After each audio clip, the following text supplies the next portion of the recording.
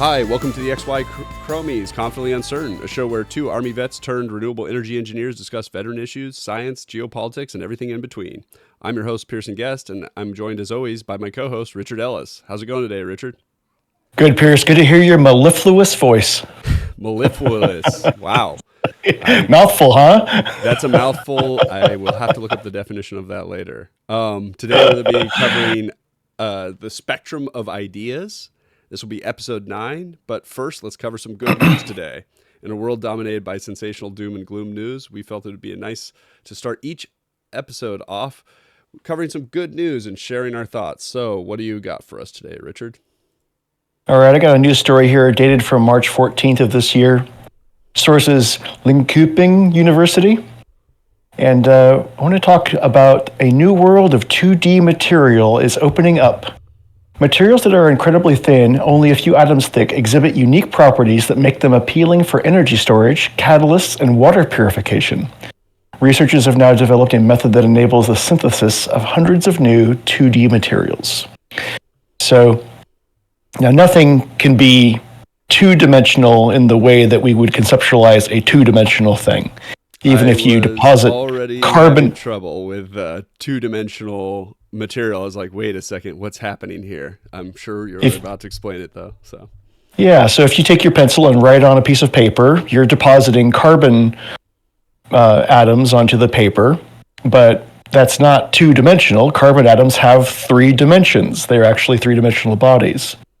The idea of the two-dimensional material is that, for all intents and purposes, it's being deposited 1 atom thick.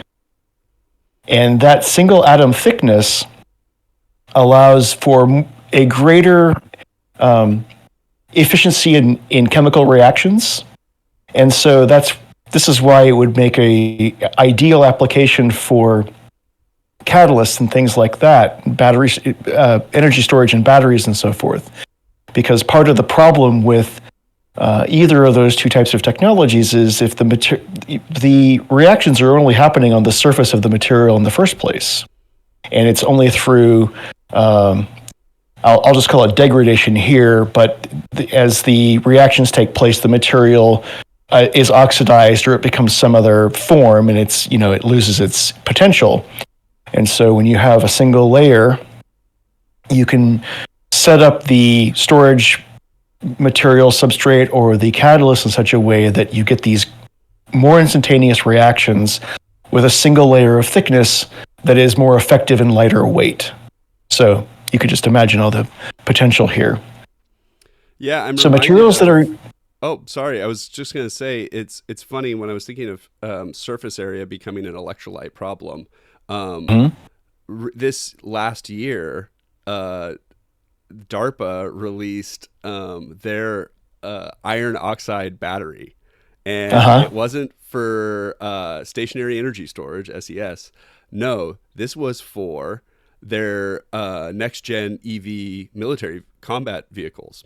Now, the reason for this, and I know this is going to be a little bit of a digression, but this is really cool, though, is right now, EV, the standard battery is lithium type of battery, usually LFP is the chemistry, which is lithium iron phosphate. LFP4, I believe, would be the common nomenclature for that. However, even though LFP is a far less flammable version of the lithium battery than the nickel cobalt version, which was the original batteries that you would have saw on like maybe the first series of Teslas, LFP is still flammable, and it still has some of those because it has lithium in it. Lithium's a very flammable salt. You can't even douse it with water because it burns so hot. The water will evaporate. The oxygen will actually fuel the fire.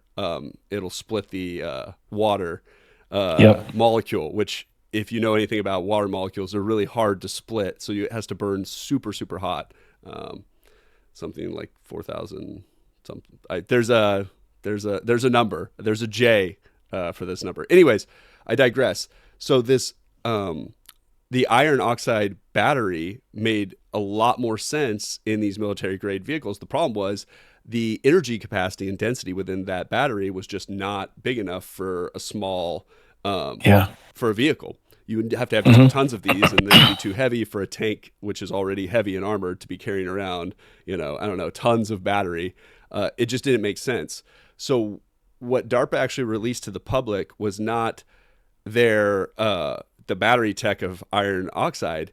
They had created a different new electrolyte that had increased the surface area of the electrolyte, so that when it's transmitting the energy, the electrons, it can transmit more because of the surface area.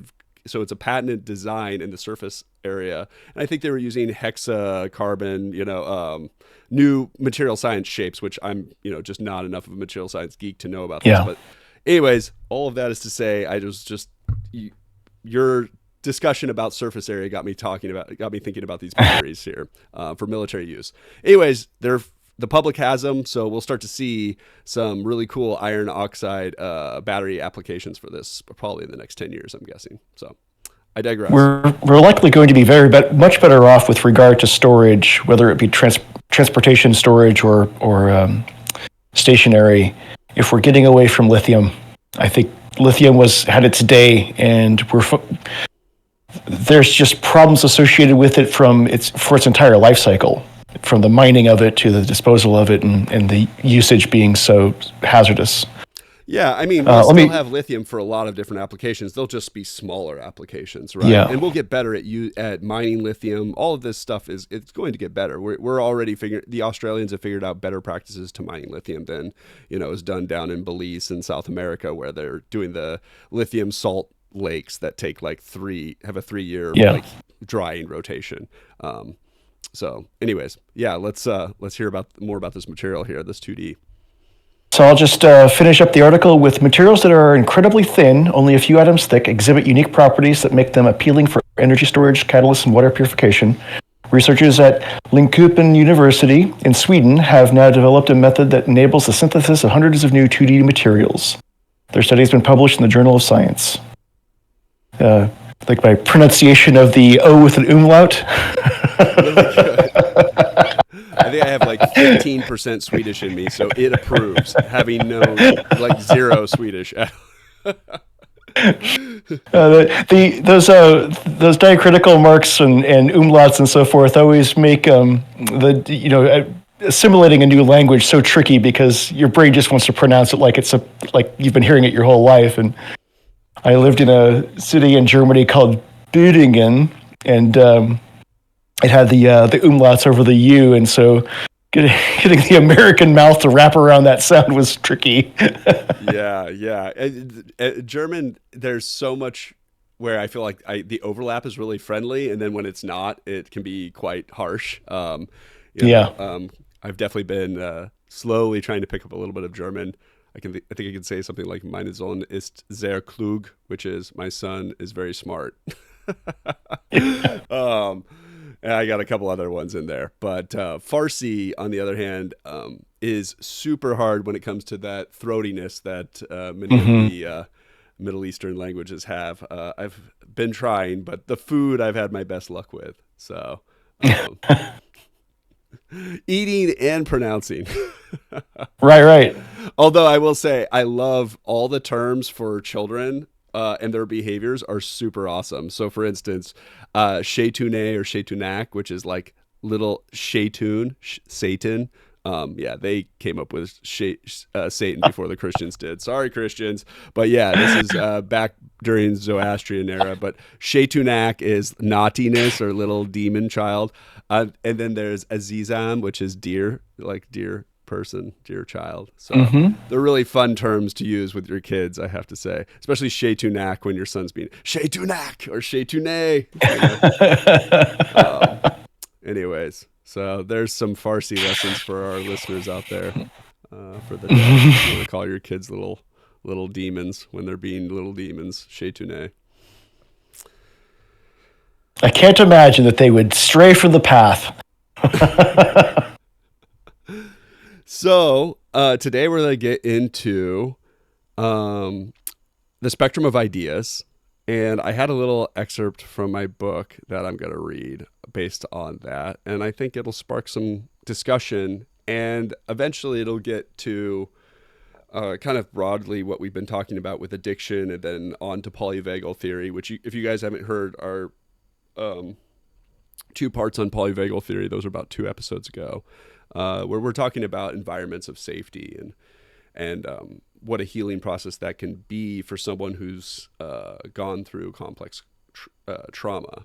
Anyways, my excerpt is going to kind of get to there in a roundabout way. Let me go and pull this up. All right. So I'd like to further explore the concept of the spectrum of ideas, from the very useless or mundane to what we would consider bad ideas, to the most powerful world-changing ideas. Now, it's hard to quantify or qualify what makes a good idea or a bad idea, at least without proper context. Objectivity requires additional context. Otherwise, staking your ground solidly could present philosophical discussions ad nauseum. More simply put, without the context of time, one can barely analyze any idea and give our opinion. So luckily, time is the lens that provides context. We can zoom in to a moment and to see the instantaneous rate of change when we take the derivative with respect to time. On either side of that point, it's going to appear a straight line. But as we zoom out, we could be taking the derivative on the wheel of time itself, which by the analogy describing it is curved. With time and exogenous observation, we can see that ideas have both deterministic properties that could be analogous to general relativity, and then there are probabilistic or quantum properties to the ideas. The reason I say this, that is, we can use observation and communication to understand and formulate ideas based on past experience combined with present observation. The ideas can have elements of determinism. For instance, I can have an idea that I could fly if I constructed the right type of apparatus with wings that would aid me as I jumped off a building. I could build the apparatus with non-ideal materials, knowing little of flight physics, and jump off the building, and we could use determinate physics to most likely predict where I was going to probably land, or most likely crash. However, there could be a change in atmospheric pressure where I jump, and the weather could be extreme and windy, and I could catch a random draft, and at the right angle and time allowing me to have the successful flight and survive. There's probably a chance that something other than the deterministic side of physics would be able to predict it necessarily. Ideas work this way as well, and depending on the frequency and phase at which an idea is communicated and received, helps determine the success and the power of said idea. Ideas are a product of biology and other systems of life evolving to the point where conscious beings can think and communicate information to one another and use that information to come up with the theories about the world. We can then implement experiments to test those ideas or theories and use those to progress us to solve those theories and ideas. Ideas are sensory information that is transmitted through a variety of different mechanisms and received by a variety of different mechanisms, depending on the thing that is transmitted and received. Ideas are an evolved way of transmitting, processing, and receiving data. It could be unique to the individual interpreting that information, and that is part of the experiment of the system of life. So one question I guess will have to answer is, how does an idea evolve in a non-conscious creature? What do basic ideas look like, and are they only considered basic by the nature and the context of time? For instance, if I have an idea is birthed now, it is the sum of many ideas that have preceded it. Ideas that have preceded it have in many cases been discussed or explained in scholarship, news, books, and other mediums. This discussion and retreading of ground is what might make an old idea perceived as basic. But time, as I have mentioned previously, is a lens that provides context depending on the distance at which we view the system, which in this case is an idea. Put a different way, an idea that might seem basic now might have been complex at the time of its forming. The funny thing about knowledge or learning about ideas or systems is at the time, the subject could be challenging and frustrating until the moment of a breakthrough. Once the knowledge is flowing and you start to gain understanding of a subject, it's easy to look back and wonder how you never understood it before.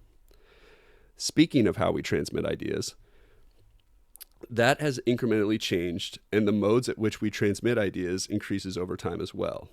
At one point, we were just barely evolved apes shouting nonsense and using hand gestures and stick drawing pictures with ash to communicate and pass on ideas. to the point where now I can absorb information from a myriad of different devices and a plethora of mediums. So I have questions I need to answer in this book that I'm not sure I can answer, but here are some questions that came to mind. What did ideas look like before consciousness? Did they exist? Are they still ideas? Can an idea be produced without consciousness? Do ideas require consciousness? What would an idea look like to a system? And what is a proto-idea? Have ideas evolved in complexity? What do ideas that are out of phase look like? Ideas in the same frequency and vein? Question mark. And is the universe one large consciousness? So that's the end of my book. Have fun with that, Richard. Heavy stuff, man. Heavy stuff. Well, you had me considering this concept of we have been wrestling with philosophically for centuries now, and that is summed up by I think, therefore I am. And Descartes. Yep, there you go. And polyvagal theory, the authors say, I feel, therefore I am. So they're taking it a little more sophisticated idea of how our nervous systems actually work.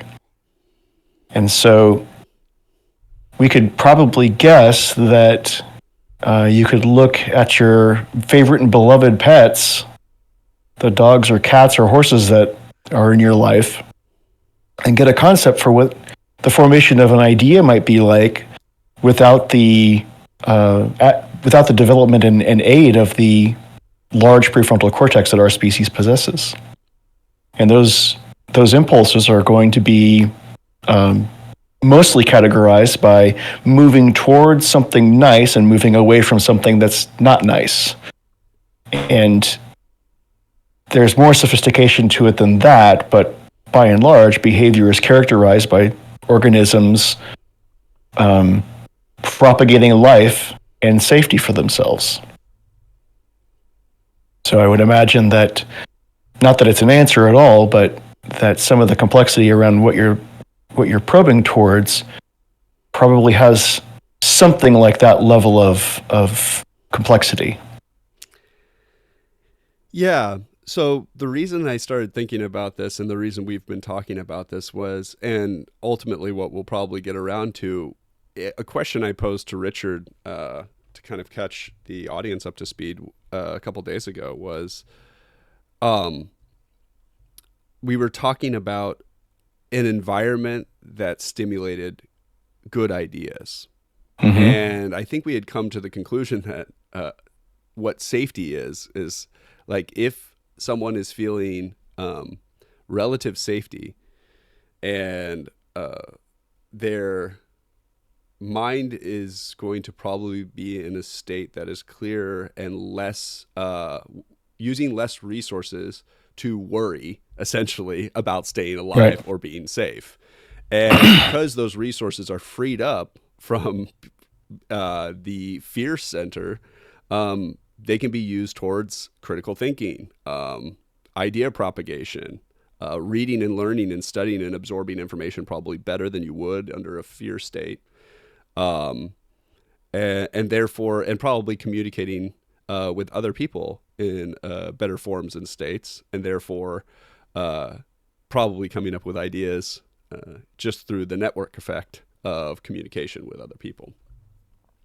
And so I really started thinking about the concept of ideas. And then I did start to go down the philosophical rabbit hole. I had to read some Plato and some Aristotle and their arguments against each other, which was idealism, which Plato posited. And then he also had the theory of forms, which I'll explain in a second or two.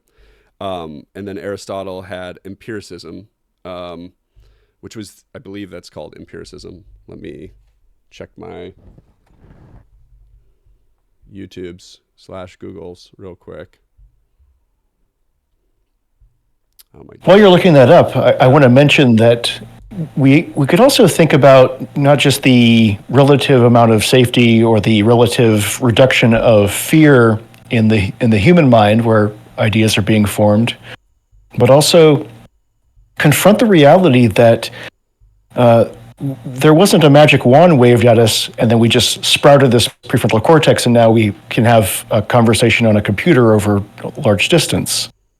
Yeah. That came into existence because our progenitors were exposed to a series of events that put them in charge of fire and cooking food. And the act of cooking food changed the way that our bodies interacted with the nutrients from that food.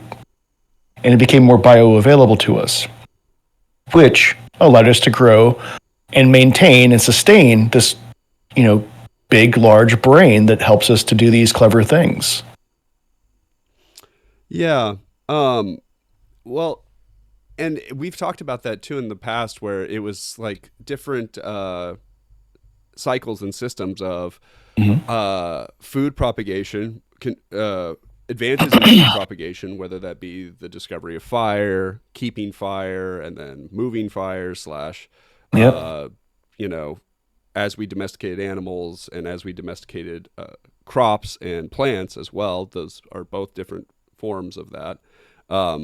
There was just cycles of problems that needed to be solved, and those problems usually involved how do we get more food, and those all required fundamentally monumental ideas at the time, right? Like how do we? Oh wow, this fire that's showing up from lightning strikes and all kinds of different natural events. How do we keep this? How do we harness it? How do we keep it alive? And then how do we make it ourselves, and so on and so forth. So you're absolutely right when it comes to the need, and then the leaps that were created by the calorie gain, Mm-hmm. and then the necessity to get more. I'm punching in this a search term for Holocene Ice Age, and Google says that the Holocene was a brief flash of time compared to previous epochs. In reality, it was just an interglacial period in the current Ice Age. So the Holocene epoch is 11,700 years ago to present day. And the reason I look this up is because our species, we can trace anatomically modern humans back 300,000 years. And in that 300,000 year period, we lived through a couple of different climactic change events. And we could attribute a lot of our technological developments, and that is to say,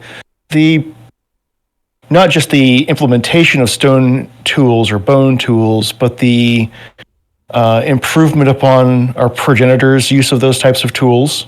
We made advances in how to flake stone and how to shape other natural materials. We invented things like needles, which allowed for sewing. And these things all manifest more than likely at the time because of some shift in climate that affected people living in the regions of Eurasia that, we find all this evidence. Yes. So one of the fun things about that, especially shavings you mentioned on tools, a lot of that is how they figured out different Paleolithic eras, like within the U.S., is by certain eras of shavings, right? And their proliferation around North America and then also South America. And it's some of the research that paleontologists have been doing recently, and some of the finds and dig sites, even in Oregon, some of the earliest period that are really setting back the history of early humans in North America back to the 20,000 plus year range here, which is really interesting, and it's so fun. One of my favorite thoughts is always we've barely mined our entire world. Like we've barely scratched the surface on our planet, and it's funny to think like with how much tectonic movement and stuff, like we've probably lost tons of history to the ocean that we're still not aware of, that they're Yeah. starting to find. I think there's like a wall under the Baltic Sea right now that's like 12,000 years old. They're like, what's up with this Hmm. wall? And off the coast of Australia, they're like, hey, we're finding, under the shallow ocean, there's like a bunch of artifacts and stuff that are like 30,000 years old, possibly from the Maori when they were, which is probably one of the earliest evidence of people using ships like 34,000 years ago, right? I'm misquoting Guns, Nerds, and Steel. Something extraordinarily long ago. Anyways, it's really cool to see archaeology push back human civilization back farther than just 5,000 years ago. Um, Yeah. and because I think a lot of it dispels some of those alien myths, especially with the pyramids and stuff. If you start to look at the grand scheme of how long humans have been humanoid versus Yeah. ape, it's far longer. It looks like than just 5,000 years.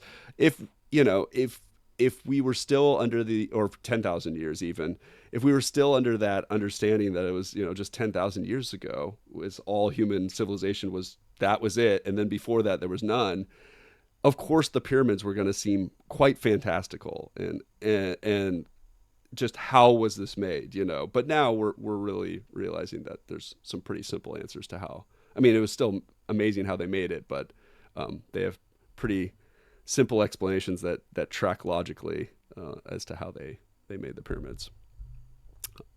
You can move a lot with just a couple of sticks and a pivot point. It doesn't take the sophistication that we use now to build large things. Well, and also, if a river that's no longer there runs Yep. right up to the pyramids and all that limestone was in the mud that's literally in that river right there is the same Yeah. composition as the bricks, it looks like we found how they weren't transporting it really that far. They were literally moving the mud up and yeah, and making and setting concrete essentially. Yeah. So See, yeah. it's another thing that we tend to not realize or not really consider when we're looking at a historical perspective, that the paths of rivers, the shorelines, and the physical chemistry of the atmosphere can change quite a bit as you go back in time. And we know from geologic research that the idea of a supercontinent, the idea of the formation of a supercontinent and then all the split up continents has happened several times. There's not just been one Pangea, there's been multiple versions of the land masses being jammed together and then separating apart again. And when Yeah, those land there's one masses in Africa change right shape, now that's splitting totally. as we speak. The another continent is splitting in Africa. I mean, it's a couple thousand years out from here, probably, or something Right. like that. But it's happening, so slowly but surely. Um, And we also know that when land bridges form or disappear, it changes the currents of water wherever those features happen or go away. And then you get these crazy climactic changes because the prevailing winds will change due to a different jet stream or a different circulation of warm water and cold water. or the So poles we change too. Our poles change yeah. on our planet. Yeah, there's a lot of stuff that can cause some pretty crazy swings in human behavior based on weather Yeah. patterns and geology and geography, for sure. If you're living someplace where there's abundant game to hunt, and then over the course of 1,000 years, that changes because snow deposition changed someplace else on the planet, it might cause that game to migrate to a different place. And now what had been the fruited plain is now just a desolate, barren place to live. And thus, our species would have moved around a lot, just like our progenitors before us. Yeah, it's funny. The last couple of years, I've really gotten into geopolitics and trying to just Hmm. international relations. Those kind of discussions have been really interesting to me, and obviously, this is a great time to be into it. The world is pretty busy comparatively to the Hmm. Great Moderation. The Great Moderation, for people who don't know, if you could look it up, I think it's the last 60 years, probably ending around. I think history has said 2008, but I would say maybe 2020. Who knows? Could be. somewhere around there. But roughly, it speaks to a time where there was quite a bit of global peace, probably more global peace than most of history happened in the last 60 years. And of course, there were conflicts during this period of time, but there weren't major wars like World War II, World War One, and the world wars that happened before those wars that aren't called world wars, but they were essentially world wars. When you're talking about like the Swedes fighting all of Europe and ruling all of Europe for 400 years, the Teutonic Germans, the rise of the Rus, the Turkish Empire. There's been Europe and Asia have been having world wars for millennia now. So that's what I speak to as far as the Great Moderation being one of the most peaceful times on the planet. The global order shifted to a idealized and greater respect of the sovereign boundaries of nations. And there's exceptions, of course, to that global order where there were fights and battles, and there wasn't, there was isolated disrespect of sovereign boundaries. But largely what the post-World War II world order was about was changing how nations treated one another, where diplomacy was a prioritized approach to interactions as opposed to what the Third Reich was doing and just gobbling up land for it for the sake of Germany's living room.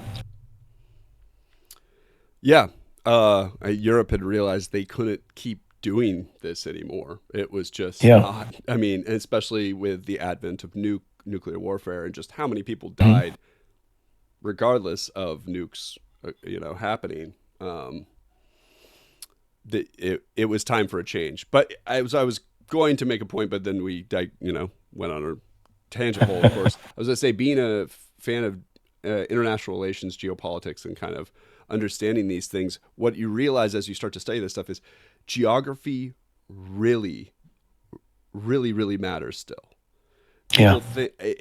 Sometimes I think it's really easy to get lost in the idea, well, the internet's here, everything's instantaneous, and so on and so forth, and we have, long range hypersonic missiles, we could just bomb, like they always think like we could destroy this country if we were to do this, or if we were fighting this, so on and so forth.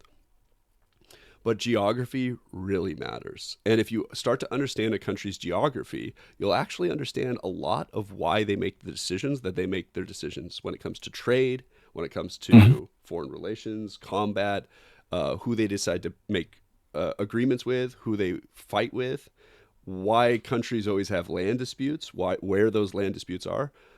So much of this comes down to the geography of a country. And so I think that's been a really fun exploration for me as you start to learn more about the world. It's important to start to learn about these geography of these places, and you'll start to see why conflicts are occurring in these places. You'll understand why Taiwan is not so easy to invade, right? It actually looks like Kong Island, if you didn't know. There's 3 walls around the island, essentially, of cliffs, and basically one area you can make a beachhead on, and so much so that when the Japanese they occupied all of these islands during World War II, they literally would occupy these islands, and our generals started just going, screw this, we're just going to avoid a lot of these islands because it's too dangerous to take them, and they'll just starve. And that was just a better way of dealing with the situation at the time. And Taiwan was one of those islands that a famous admiral that I don't remember his name, but I'll look it up for our audience's sake and put a link in there, said, we're going to skip Taiwan completely. Like, that's a nightmare to invade that place because just one entry point means it's a fatal funnel for all my Army friends, if you remember in basic training. Going into the door. Choke point. When you have a choke point, you can absolutely really render your attacking enemy defenseless because until they are able to flank that point, it's really hard to get through it if you have the right kind of ordnance to put on that target. Yeah, it's a reason why the U.S. would never really invade Iran either. It's essentially surrounded by mountains. The entire country is like you. Yeah, I mean, you just would not do it. Yeah. Yeah. It's also why you wouldn't bomb the port that they ship 98% of their oil out of either, because you would shut down all of Southeast Asia trade and stuff. So these are the things you'll learn if you start to like study the geopolitics a little bit, where Yeah. you're like, oh, well, why don't we just, if they do this, we'll just bomb this. These simple, very hua American type of answers. They don't really play out so well, and they could completely hurt us and backfire us if you just make rash decisions like that. So you'll learn this as you learn more about geopolitics. I think it's a really interesting subject, but geography matters. And what we learned from World War II was that alliances win wars, not necessarily the ability to manufacture ordnance and to put it on targets. And what we've attempted to do as a nation state for this last period of time, although it's probably going away, has been to sustain, nurture, and propagate these alliances, particularly like with organizations like NATO, and leverage those to then maintain global order, trade networks, all those things that we used to look at and maybe ask the rhetorical question, why is the United States the police of the world? Well, there's a reason for that, and it goes back to World War II and the negotiations between the world powers that were left remaining. And essentially what Germany was going after and what Japan was going after in the old world order meant that you had to kick down your neighbors' sovereign boundaries and take what you wanted. In the New World Order, Japan and Germany were given exactly what they had gone out to get with regard to global free trade. Yeah. And that just wasn't possible in the empire system that came before. No, and that resource they needed was oil. In case any of you were wondering what that resource was, Japan did not have access to oil. They quickly invaded a Dutch island that did during World War II, possibly before World War II. So if you didn't know, I've been learning a lot about Japanese history because Japan's very, I watched Shogun maybe, and there's Godzilla 1. There's a lot of cool Japanese stuff out there right now. And I'm sure there's like younger viewers who are all about like the anime and all that stuff. Anyways, so the Japanese have been fighting wars for like 15 years before World War II kicked off. They had been invading Korea and other places. I mean, they had already implemented like their own government in Korea, I think, at the time. So yeah, and they'd been waging a brutal war against the Chinese at the time. I mean, the Chinese were really not doing well. All right, and we're back. So sorry about that, everyone. We had a internet technical difficulty. So I know we're going to cut off our conversation as to what we were talking about then, but I guess I could just pick up with talking about Plato and Aristotle's argument, since we completely got off topic from there. But this was in terms of ideas. So Plato and Aristotle, their ideologies were Plato actually birthed the idea of idealism. So the ideology of idealism with the theory of forms. And the theory of forms was essentially this idea that Earth and anything that we are manifesting are imperfect versions of something. So, for instance, if there was a chair, that would be a chair, but there's also a perfect chair, an ideal chair out there that is the most perfect chair of all time, regardless of space and time. And then, so he would say that the human senses are not perfect at understanding and judging the world as we know it. And it's a lot more of an abstract, like what we can conceptualize in our head is just as important as what we can perceive. Whereas Aristotle would have argued that perception and what we perceive, and what we can use our senses to perceive is the only reality, actually, and that forms only exist in our head. Um, and he would have been more of a fan of realism as far as ideas go and things like that. Both of them, interesting concepts on how I would say both are wrong. Like Plato thinking that ideas, the ideal chair, I think very much, there's a bunch of different factors that determine whether it's ideal, and what a perfect chair is to him might not be a perfect chair to somebody else. It would be kind of thinking that there's like an ideal, you would have to, I guess, assume that there would be an ideal person or entity with which that chair would ideally fit to, supposedly. But I would say a chair is only as perfect as it is in the context of who's using it and what time that chair was made. Chairs have different purposes over time, and yeah. So, anyways, those were their basic concepts. But yeah, One thing I do like about the takeaway from conceptually Plato's idea is that our senses are limited, and that it in order for science to begin to advance past what it had always been, we had to develop instrumentation that would push our senses farther, either micro or macro, with optics. It was the advent of optics that began to change what we could actually perceive, and to discover that we were missing out on a whole entire universe of things that were too small to see. And or too I big think that to see, or or too far away totally. to see. Yeah, yeah, But if you start with optics, then you start to discover that we didn't really have a way of understanding or measuring temperature until thermometers were invented, and we didn't. Then later it was the advent of radio and to be able to pick up signals from the cosmos, and later on the advent of Geiger counters and things that would measure radioactive decay. So we're still in the process of developing sensor organs outside of our senses to pick up and interpret the universe that just isn't available to us. We only can see and detect a specific wavelength of a range of wavelengths on the EM spectrum. very small And then, range. It's like 400 yeah, to 800 ish on the light spectrum, nanometer waves. Oh God, I'm forgetting. Ultra bright, basically very dark blue, all the way to red. yeah. And the same is true with our ears, and the same is true with our tactile sense, our ability to touch.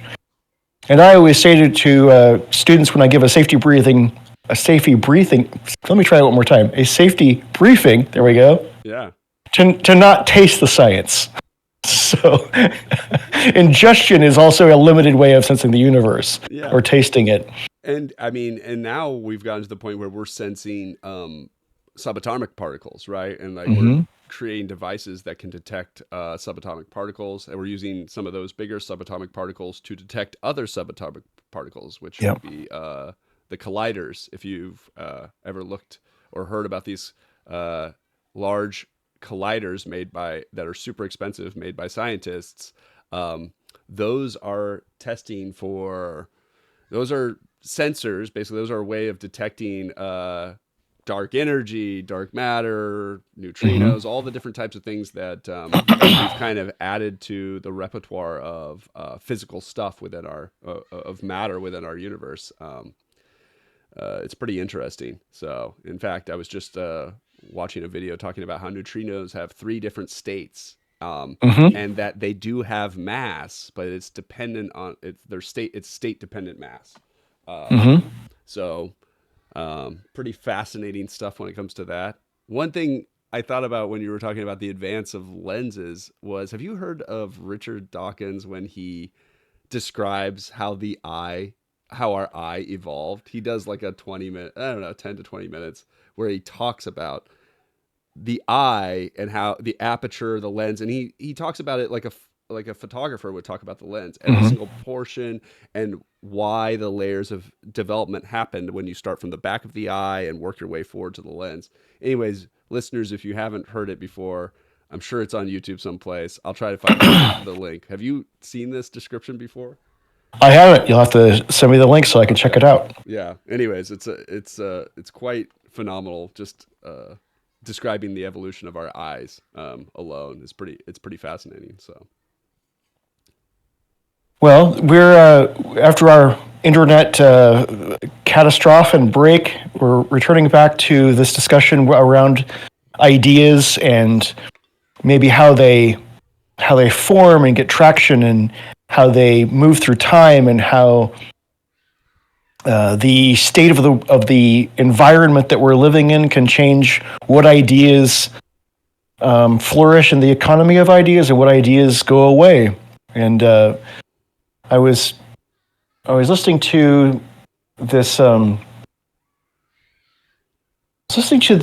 this commentary on this topic, but it was coming at it from the perspective of it's is intelligence a bulwark against terrible ideas or mistruths or believing in things that are spurious or wrong. And it turns out that, according to this one commentator's perspective, no, in fact, people who are ostensibly really intelligent are the best at fooling themselves because they have the mechanics to rationalize a terrible idea into a form that they can accept, and will deliberately create an environment in which a pretty bad idea can flourish that either directly causes people harm or fails to get at the truth of a situation so that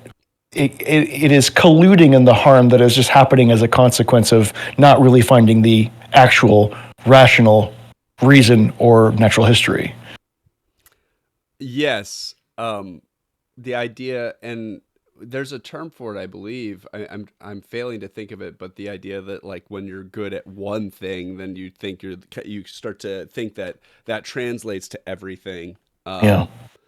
And yeah, that folly there. Newton famously was broke because I think he was really bad at investing, right? And he made some terrible investment decisions.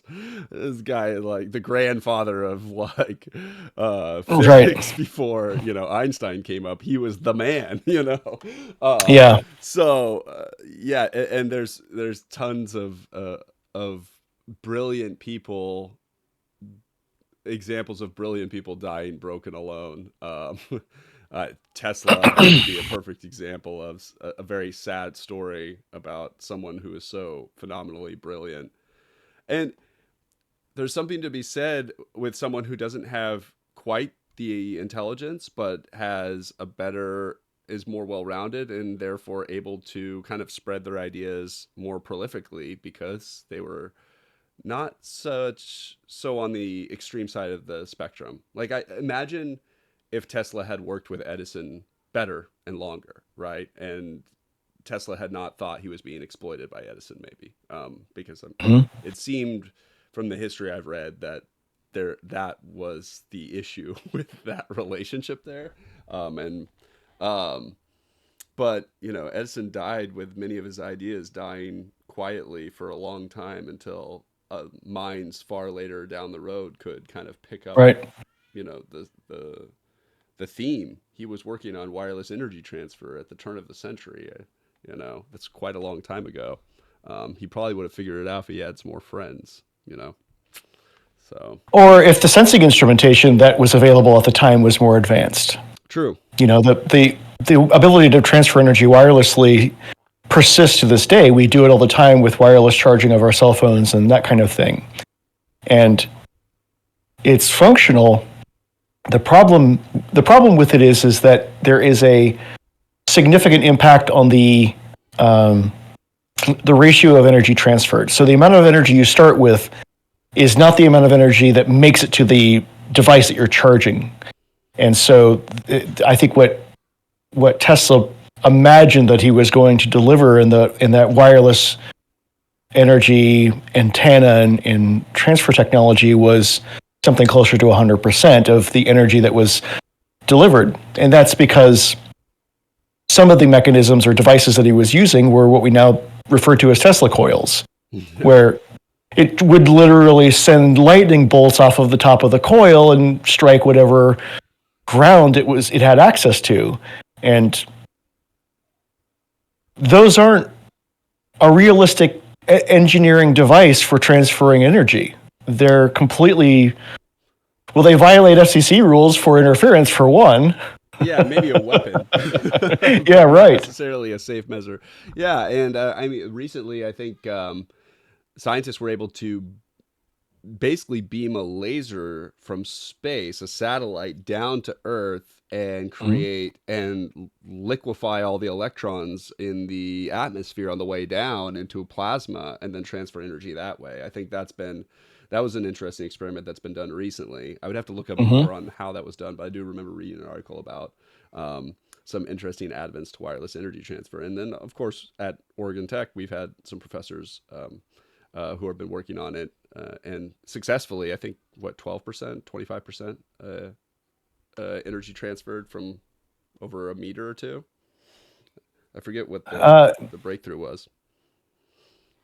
Well, I built one of these devices in the Advanced Circuit Systems Analysis course with Dr. Scheer. Okay, yes. Who now is employed by, I think, Porsche. That's the German automaker that he went to work for, because they want to get into this wireless energy transfer technology. And that's his bailiwick. That's where he's most engaged with electrical engineering and magnetism. And so yeah, I've made one of these things before. It doesn't, you can't be much more than just a few inches apart. And yeah, it's a major degradation of what's power transferred versus power put in. But yeah, there's relatively simple devices that use what's called a coupled magnetic coil, and that's the mechanism for. Well, without getting too far into the electrical engineering of this, you can find situations where coiled up electric cords will induce a current on another conductor of some kind. And this messes with automation systems where this has happened, and it messes with any kind of devices that perhaps you're building in your workshop. I've seen it with the capstone projects that the students that I work with are working on. And so this coupled induction coil is kind of like, it's leveraging what would otherwise be a bug and not a feature. It's leveraging that characteristic of electromagnetism to transfer energy. Well, and it has to, otherwise we'd be zapping everybody in everything in between. The alternative is that. So we have to transfer energy this way.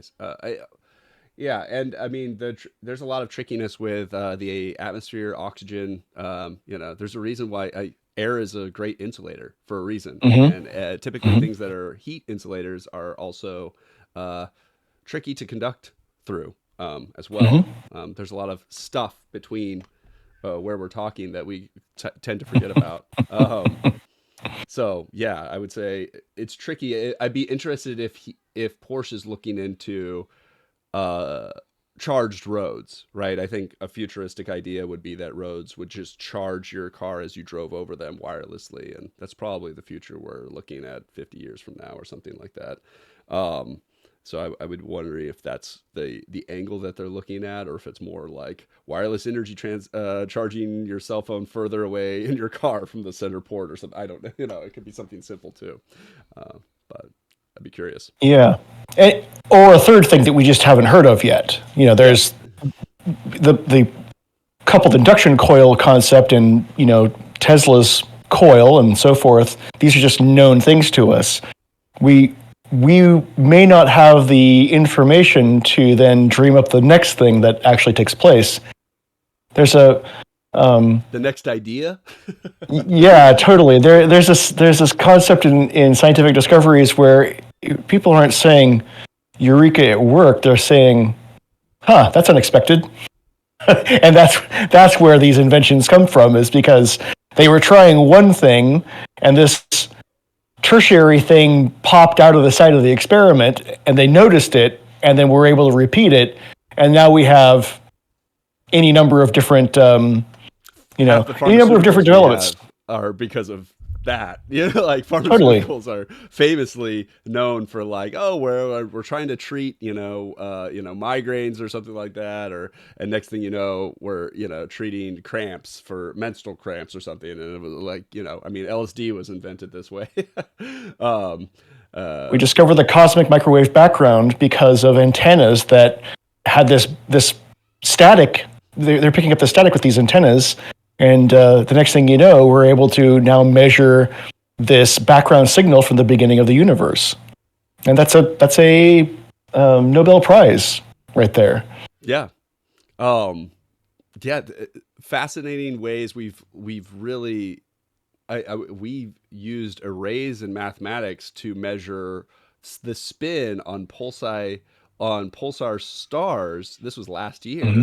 So pulsar Mm-hmm. stars, they're a neutron star that's spinning so fast that it pulses light, and the rotation is pretty steady with these things, so you can measure the spin and the frequency of that light. And turns out if you have enough of them marked and a supernova goes off, or like two galaxies collide or something Mm-hmm. that releases a rippling amount of energy that ripples through the universe, that gravitational explosion or whatever messes with all the frequency of the stars, to the point where you can measure that gravitational wave move through the universe. We can measure Mm-hmm. that through its effect on an array of pulsar stars.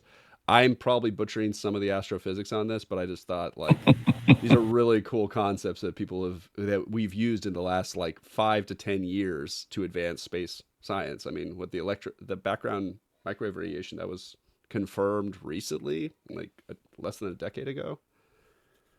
Trying to Well, the remember. CMBE was discovered in the 1960s by I think telephone, not technicians, but engineers or something like that. You'll probably find the actual information if you're looking it up.